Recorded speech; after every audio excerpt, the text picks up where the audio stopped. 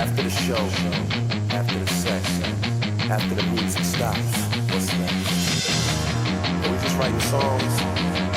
Or are we concerned uniting the people to follow the great commission of Christ? Let's go! Woo! Back in the day, I was a lunch line rapper. After that, I guess I was a punchline rapper. Then I got saved, and sometime after, your boy came back as a frontline rapper. And when I say the front lines, that's not a front line. I'm out here preaching Christ on the front lines.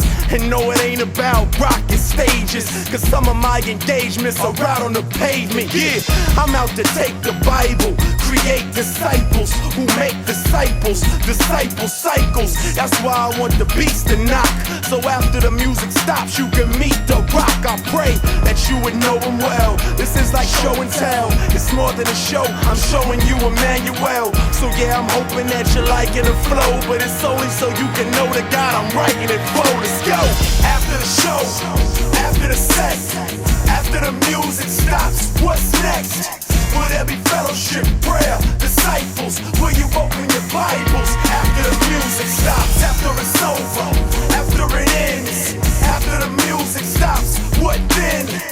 Will you understand that Christ is King, or will you just like the words we sing after the music stops? I recorded a couple songs, some fast, some slow, so the listeners would know the importance of the show. The importance of the show's not to excite these folks, but make God's truth relevant, ignite these folks. Discipleship is our call, but we make disciples. This is not a suggestion, create disciples. The teaching is a process, it's not overnight, and it's not a stage and a mic. No, it's life on life. Grace walk with 12, with 12, talk to 12, invested in them well. You can say that he made the 12, who made many more, who made plenty more. Now it's on you and me if there's any more. 1, teach 2, teach 3, teach 4, teach 5, teach 6, teach 7, teach more. This is what we've been commissioned. It's the reason why I write, so that you can hear the truth, not so you can say I'm tight. Whoa!